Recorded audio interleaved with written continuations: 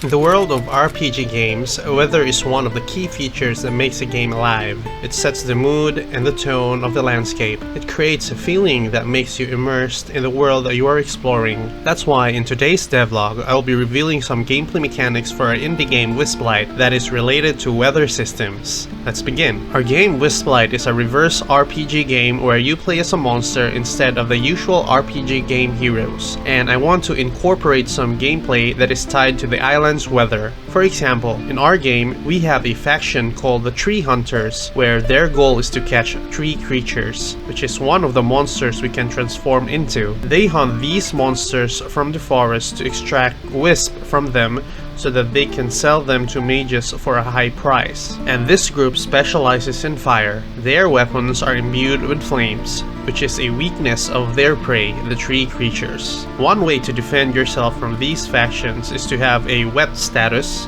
which you will acquire either when you go to a nearby water source or if there is rain. So basically, flames will die out if it's raining, and there will be no fire damage when you are engaging in battle with the Tree Hunters faction.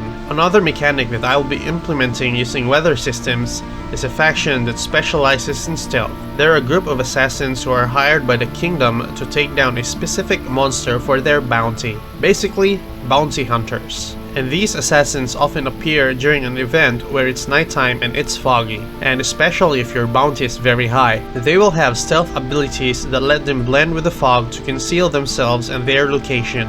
Another mechanic that I want to implement is for our water elemental. I want the water elemental dependent on water sources. If the water elemental strays away from a water source, it will slowly drop its life essence and health until it breaks down. Likewise, if the water elemental is on a water source, it will auto-regenerate its life essence slowly. Having this mechanic in place for the water elemental, rain is a very good ally for this monster type. It will passively regenerate the water elemental's life essence. Aside from rain, when it snows, I want the water elemental to freeze and break, making snow and blizzards a weakness for this monster type. As for storms, since storms carry with them lightning, I want the water elemental to have a passive skill that will activate when the weather is stormy. I want to make the water elemental cast lightning bolts passively to enemies nearby, dealing huge damage. So when it's stormy, it's a good opportunity to raid settlements using the water elemental, especially when you have unlimited life essence and a super overpowered lightning strikes that incinerates enemies near you.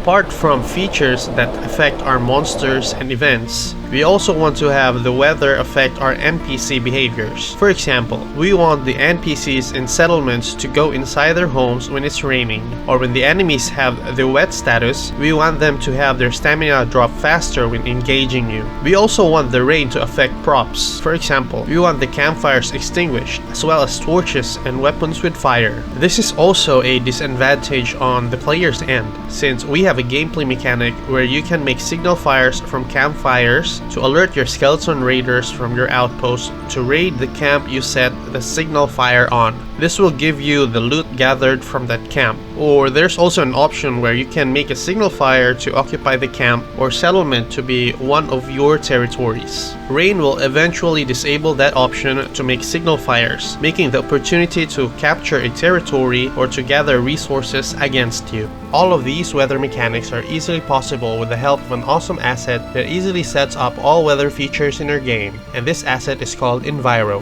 Enviro is an asset that can easily be installed to your game, and it will give you a lot of features, from day and night cycles to time and day controls to weather systems and many more. It's an all-in-one package that will make your game look and feel alive. I'll leave a link to this asset in the description. So to set the weather in Enviro, you just need to install it by going to Assets, then Create, then look for Enviro, and select Enviro Sky Manager. This will create the game object necessary to have all features of Enviro available in your game. You first need to set up some game objects in the Enviro Sky Manager before you can activate it. You can see more details on how to set up Enviro in the documentation provided. Once it's all set, you just have to select what project type you are using, in our case, HDRP. Then once all is set, just click Activate. This will create the Enviro standard, which is the game object responsible for all the settings in Enviro. Once you select an option from the category dropdown, this will open a menu for that specific feature. For example, Let's go to our weather settings. Here, you will see all the settings that is related to weather. You can set here how fast wetness accumulates when raining, or you can set here how fast clouds transition to wind intensity, and many more. Next is seasons. You can set here how many days will it take for one season to pass, and the days each season for it to transition to another. Next is the cloud settings. Here you can set both your volumetric clouds and flat clouds. Basically, all settings for your clouds are here. For example, we have a setting where you can set how strong the wind blows on your clouds. Another setting is the height of your clouds from the ground. There are a lot of settings here to explore, and all these features are packaged in one awesome asset called Enviro. Now let's check the fog settings. Here you can modify the settings for your distance fog and other features related to it. Next, let's check our time controller. This feature will let you control your time. This also affects the weather for your game, and you can set how often the weather changes depending on how many hours has passed. You can also set here your seasons, and Enviro will automatically manage the weather that is set on that specific season. We also have here our weather controls that will manage and control the weather of our choice. We can select here which weather we want, and Enviro will automatically create it for you. As you can see here, we shifted the weather from cloudy to stormy.